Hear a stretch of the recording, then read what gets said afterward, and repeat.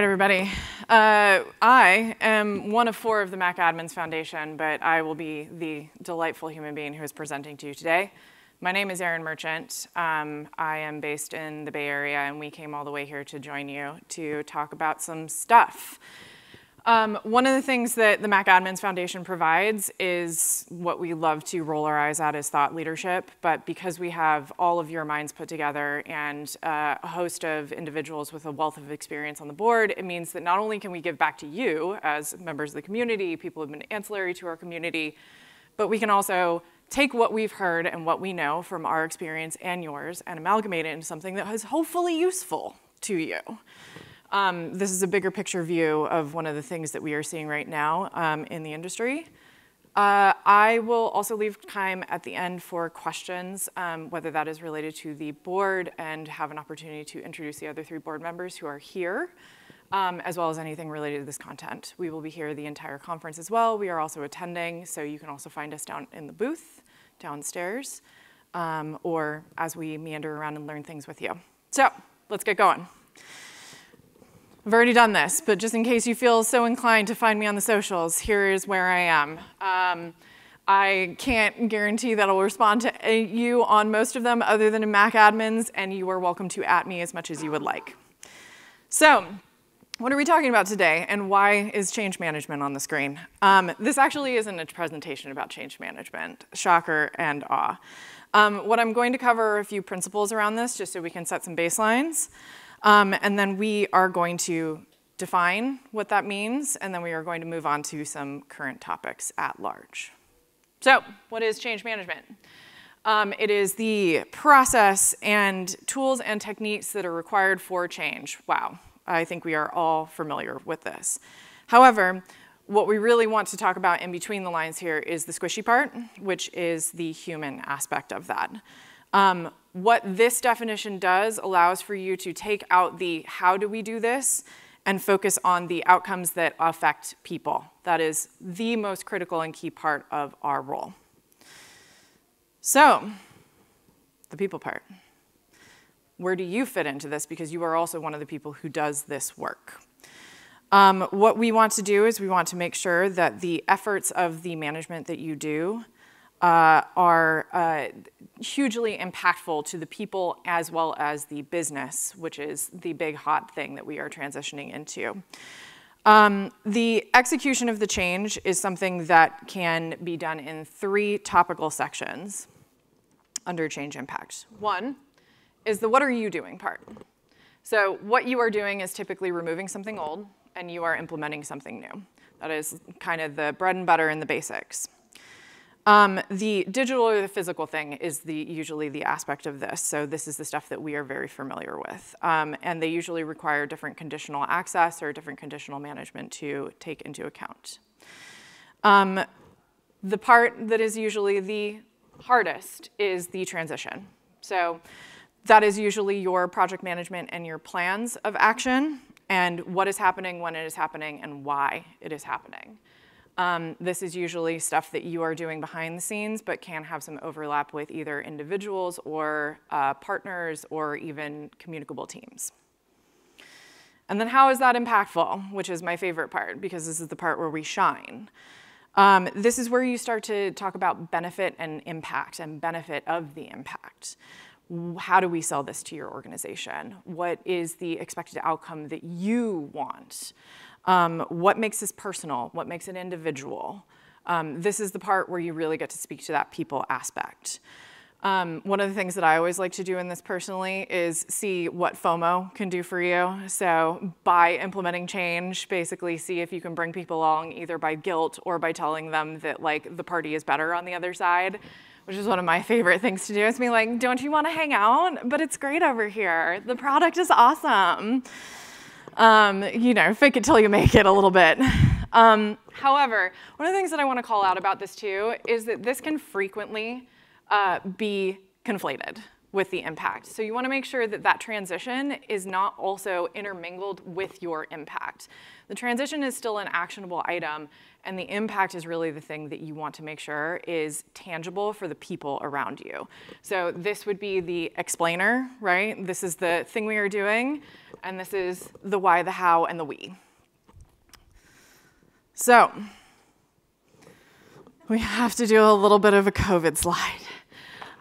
Because this was hugely this was a huge change for our industry, and especially for us. So first things first is, one, kudos to all of us for working through a very nebulous time with a lot of expectations and potentially not a lot of guidance, right? Like, transition for us came in twofold. One is individuals who had to deal with the situation at hand, and two, knowing full well that we now had a handful or more of people that we were supporting who were panicking equally as much, and then in a capacity of, I have a job, and how do job now?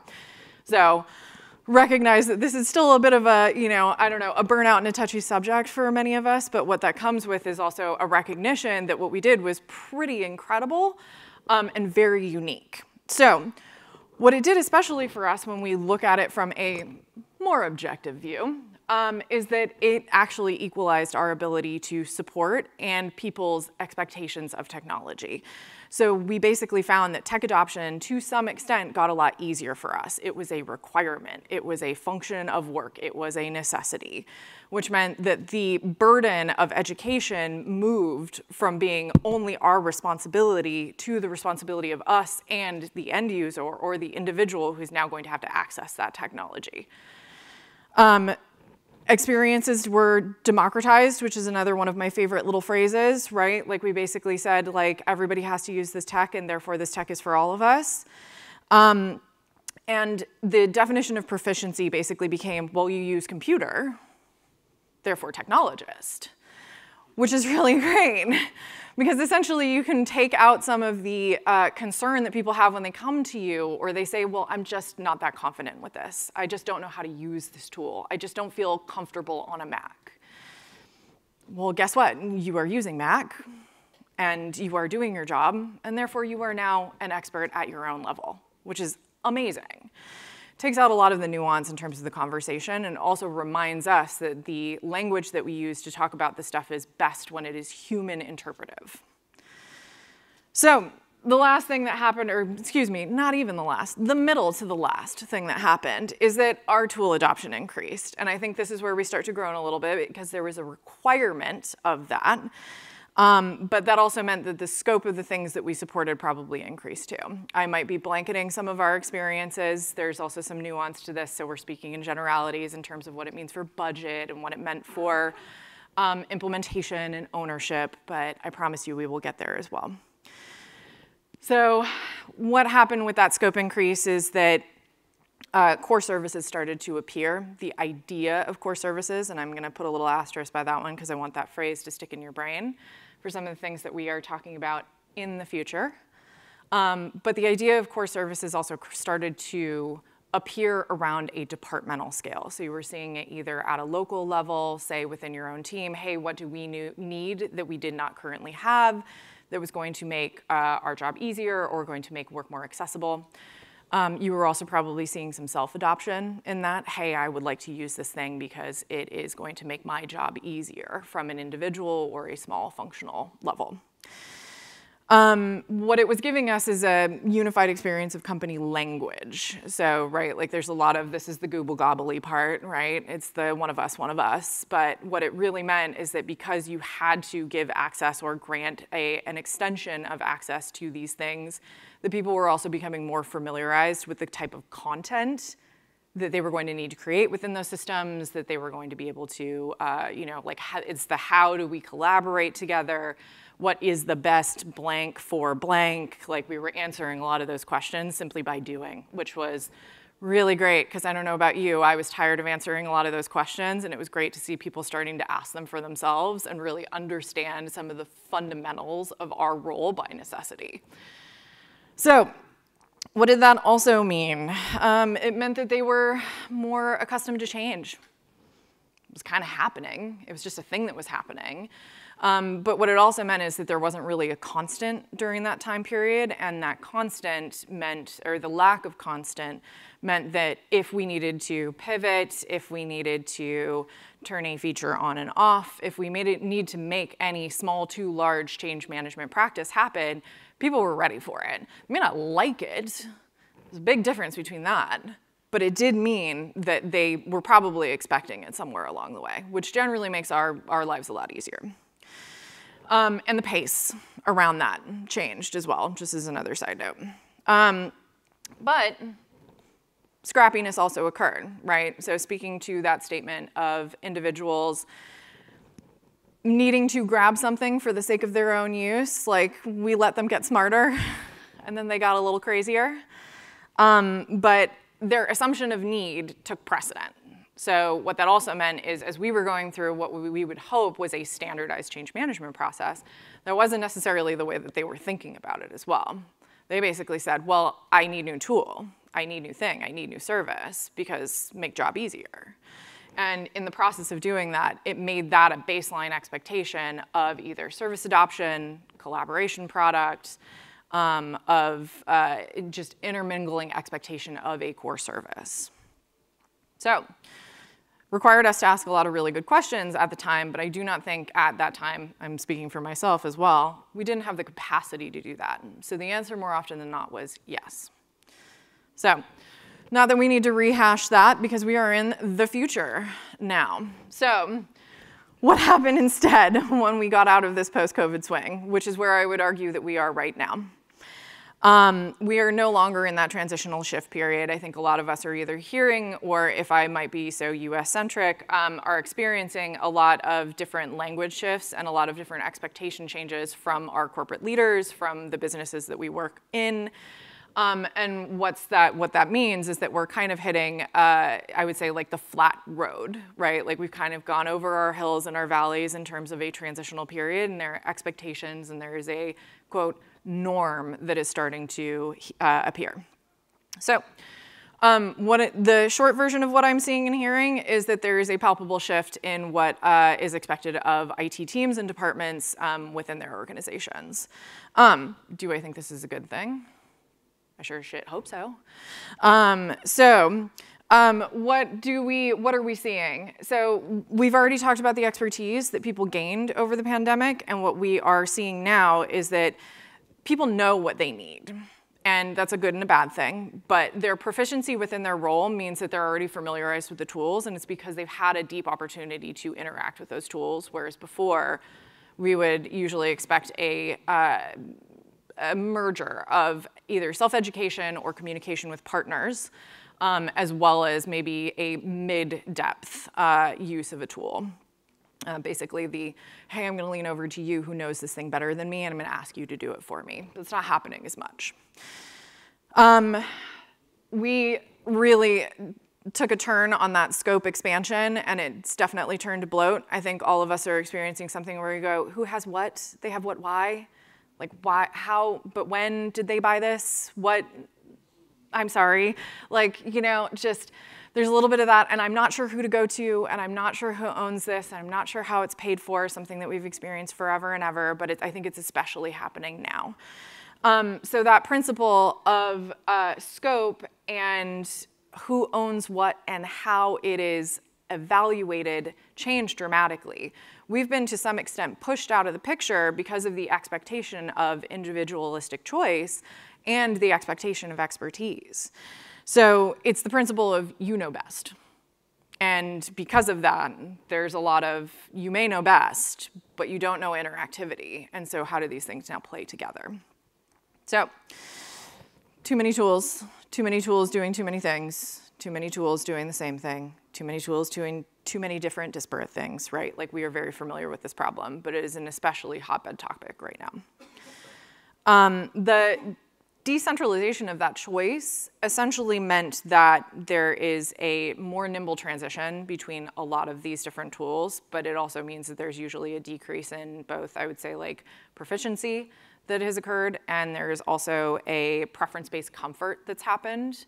So what you are seeing is essentially individuals going, well, I prefer this thing because it has XYZ features that I'm familiar with, And I would rather use that. And sure, it interplays with this other thing that does the same thing, so why don't we just connect them? Great. Diffuse and ad hoc, that's what we call it. So we're scoped too narrowly for that decentralized choice. We don't have a say, and the say isn't a requirement. The say is not an authority in this case, but it is an expertise that is lacking from these conversations.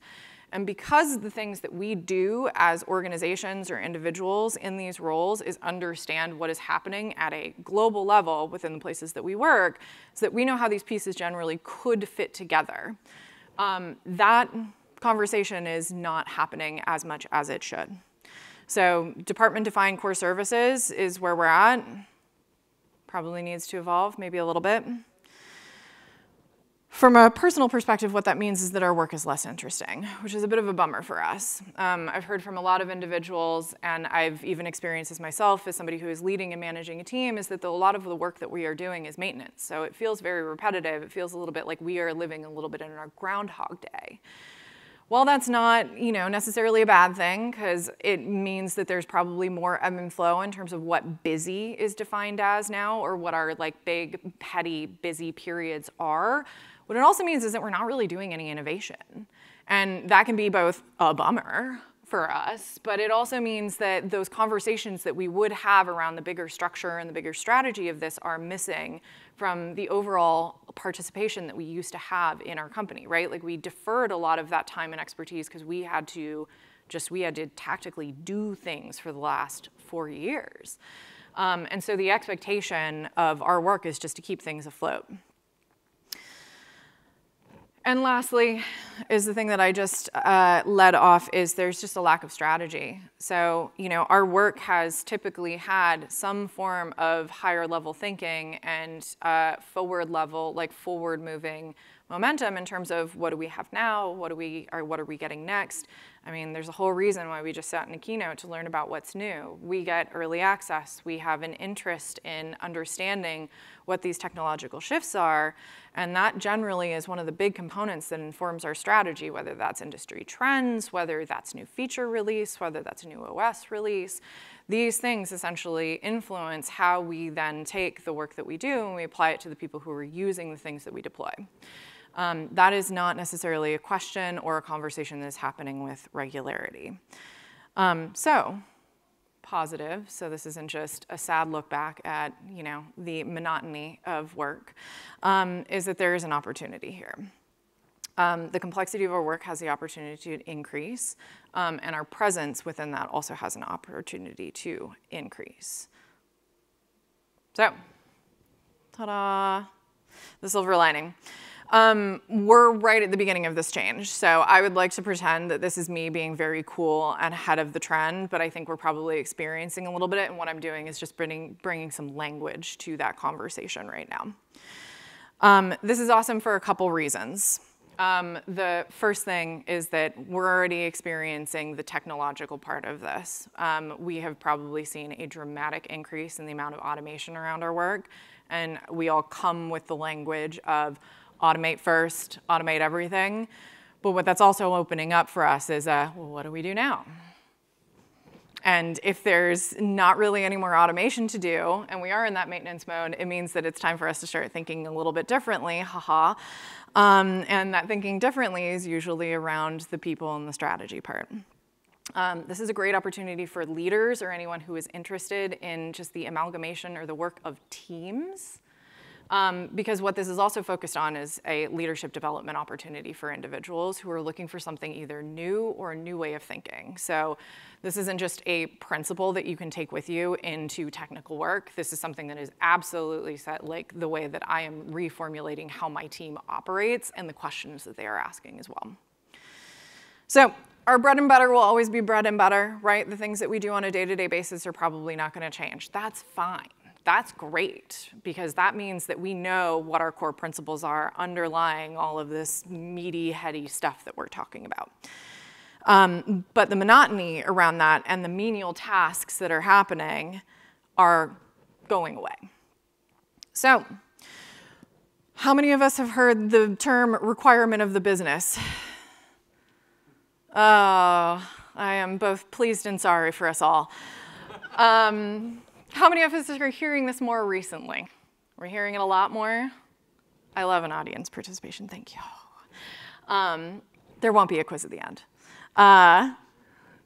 This is something that I am hearing a lot. I think this is a blanket term that we use to cover a lot of things that we like and we don't like, but the requirement, the terminology itself is definitely coming up around leadership conversations that I think are at and exceed many of our levels, and what that means is a trickle down in terms of change, right? Just change or a strategic shift at a company that we either have to implement or we have to be a part of in some way.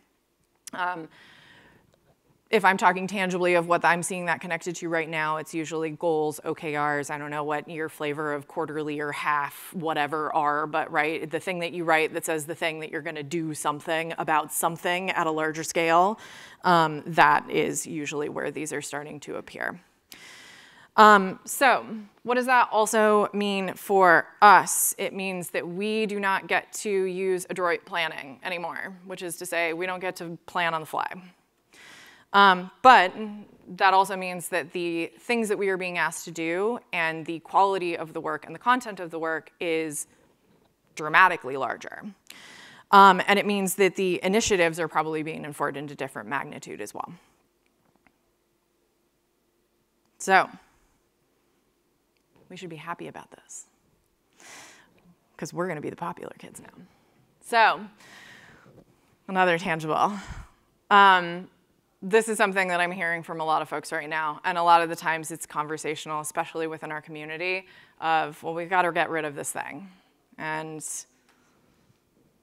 we got to get rid of this thing, because we don't want to manage that thing. So whether or not you're talking about it within the scope of budget, whether or not you're talking about it within the scope of sprawl, whether or not you are talking about it just in the scope of 2024, it's time to actually take this and reframe it. And what we are being asked to do is we are absolutely being asked to reduce and consolidate many of the tools and the services that happened during the last 4 years that were ad hoc defined. But what we are also being asked to do is turn those into company-managed resources. And if we are the ones who know about this, that means that our orgs are poised to mature. Because if we both have an understanding of this content, and we have an understanding of the things in use, even by passive comment, that means that we also have the opportunity to do the definition of this. So what does that mean for us as well? Because normally when we look at this, we start talking about the technical, right, change management. This is why we went through the process of just reminding ourselves of change impact. But what this means is that we are defining cultural change within our company, which I think is the more interesting part for us. The technical change is something that we know how to do. We are familiar with this. The complexity of it might change. That's expected. That should be interesting for us as well. But what this actually means is that we have a strategy to build around the idea of tool consolidation as something more interesting and more impactful to us as individuals in terms of the work that we do and in terms of the ways that we both can give back to the corporate entities who are asking us for something and the individuals within that who use those products and expect this to be frictionless. Just kidding. I wouldn't do that to you. So, because this is the part where we actually talk about the, okay, cool story, Erin. How do we do this? What do we do with this? You couldn't just leave me with that to go and figure this out on my own. I would never. So my advice, just to get started on that, you know more than you think you do. You already know this information, which means you can probably predict this because we've been through versions of this before. Is it a little bit different framing now? Yes, of course. But this is the part where we all put our thinking caps on and we start to go, okay, well, if X, then what's next? So we are still the connective thread. That is the other part of this. In an enterprise setting and in the way that we understand how people work, especially when it comes to using technology as the binding agent, whether by cable or by Wi-Fi, that's still us. And so it's time to apply what we have learned and what we do know about that in a way that we can then translate back. So they already know we're a change agent. We've just spent 4 years showing them that we can do it in a multiplicity of different ways, which means, guess what? Time to do it again. And even more so, there's probably somebody asking you for this. And my guess, especially in my circumstances, it's not coming from the bottom anymore, it's coming from the top. So, for better or for worse, what they also know is that we're really, really good at doing this quickly, and sometimes with a very thin margin of explanation, so keep that in mind. But everyone is expecting a lot more value from us because of all those things. So, make sure you accept those goals. That is fine. And then tell them what you want to do. So this is the part where you get to go, you don't get to tell me what to do. I know what I want to do. But what does that mean? It means take the things that they are telling you and the expectation, which we will talk about usually tangibly what those things are, and it is reframe them. Put your spin on them. Because you actually know what the executable work is, and you also know what the expectation on the other end is. So, second part of that is hugely important that I want to call out is make sure that you set the pace. The success of this and the success of any kind of tool relationship or consolidation comes from the rate of work and the speed at which you choose to do so. There may be situations where you have to move very quickly. I have experienced this way too many times. And what that usually means is you have a contract coming up for renewal. So when it comes to those specific situations, just make sure that you pick the minimum viable product, which everybody says, and everybody's cool, that's not easy, I know. But what it means is what is the easiest thing that you can do to either extend this or that will get the things that you need out of this and come up with an interim solution on the fly. But that sustainable rate of change is important, partially because we've experienced our own burnout and our team's burnout at moving very quickly without a lot of context. This is your opportunity for taking back that context. And even more so, this is a time for you to reinvest in discovery. The second part of this is that you don't know what you don't know, and those questions that we asked at the top of what is this tool, where did this come from, who owns this thing, that's how you go make a friend. Those are the people who are going to know the answers for you, and even more so if you have a depth of expertise, not only are you teaching your team something new and you are expecting them to go ask new and ideal questions, but you are giving them an opportunity to reinvent themselves as the expert where that may not necessarily be true. Even more so, you're a human. Humans love talking to other humans, even so it's hard sometimes. But the reality of that is that when they see your face and they know that you're asking those questions, you're going to build a certain amount of faith. Make it replicable. So what do we mean with this? It's not necessarily that you're going to do the same thing every time. That is highly unlikely unless you are dealing with a subset of services. What it does mean is that this is a process that you want to be repeatable and you want it to be consistent. People around you, especially the people who are going to be impacted by these changes, and that's anywhere from 5 people to your entire company, are going to want to know that there is a backbone to this system. The bigger part of making it replicable is making people aware of it and making sure that you can quantify what that replicability is. So, this is the big slide, because this is the practical application. So this is what you need. Is this from my experience? Yes. Is this from what I'm hearing? Yes. Take it or leave it. You need the budget with a big B.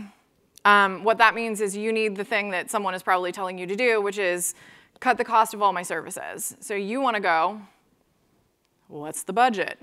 Where are we trying to get to? You need to take that, and you also need to change that into what are we trying to discover here? What do we know that we have, and what do we know that we don't have? And then we need to deliver an understanding on that. So what data do you need to inform this big B budget? And then even more so what you're doing is you are telling them what in that is important. If you know the number and the number that is expected, that is going to give you the opportunity to inform a proposal. That is not just going through the process of tool consolidation, of going, okay, well, I can cut X. I can cut X and Y. That is saying, this is the best opportunity for us to look at X area. Look at the area of product management tools. We know within that X amount of people use Asana, whatever. That's the ideal one for us. Does it cost more? Yes. But we're going to get rid of 6 other tools. We're making up that cost elsewhere. So by that definition of number and that definition of value, we can tell you what is actually important. We can tell you what's important to our tooling. We can tell you what's important to our people. We can tell you what's important to the experience of the work that people are doing within that tool. That's what we're going for here. And this is my plug, which this is the second important thing, which is hilarious. Buy another tool to solve the problem of your tools. You may have some version of this already, whether that's like a very robust way of doing tool discovery through security platforms, whether it's a SaaS management tool, but this is a worthwhile spend. So this is also the pitch, because this is, I would say, smart use of your dollars within the scope of the Big B budget. The other part of this that is hugely important is this is you asking for what you need, which is something that I think we are not accustomed to doing. So this is your opportunity to say, look, we're doing all of this for you. We are telling you that we want to take care of our people and we want to be fiscally responsible. But the second part of that is we need something that is going to make our life easier and our ability to do that better. So go be explicit and ask for what you need. You might also need resourcing. You might also need time. There are a lot of things that you can ask within that. What are you going to get? You are actually going to get budget to do that, because taking this method and applying it is probably going to get you a little bit more of a frictionless conversation around the dollars and cents.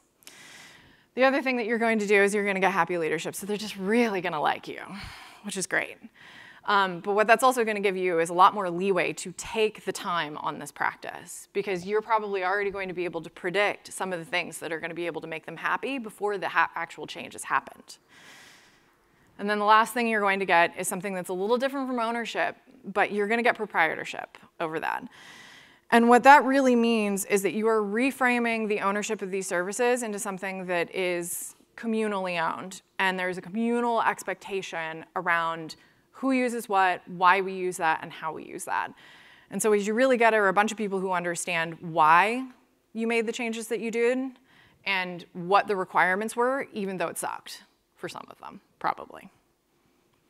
So why do we go through this? I've kind of been weaving this in so far. But one of it is just, this gives you an opportunity to scrutinize. So you start talking with different departments and teams, and you're going to have a better foundation of what it is you use and the how and the why. Also gives you a new opportunity to look at how you build. So there's a new life cycle that you can build out of this, and even more so, you can also apply new policy. You can apply new methods for change management. This gives you a whole slew of other documents that you can start to generate for your teams.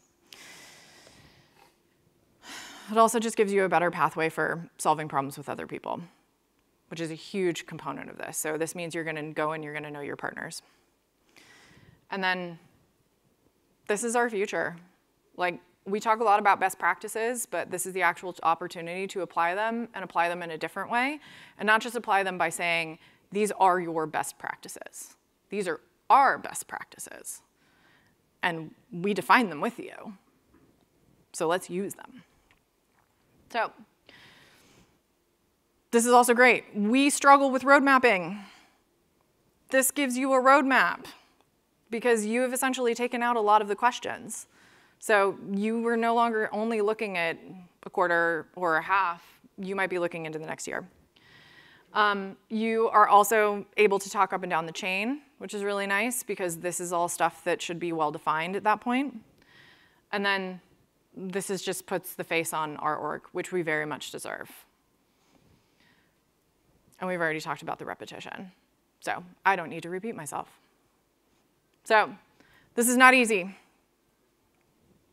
I'm not sitting here saying that you can go out and do this tomorrow and do it simply. But your ability to endure that, which I know is everybody's favorite phrase, right? We've talked about resilience a lot in the scope of the last 4 years. Don't need to beat that dead horse.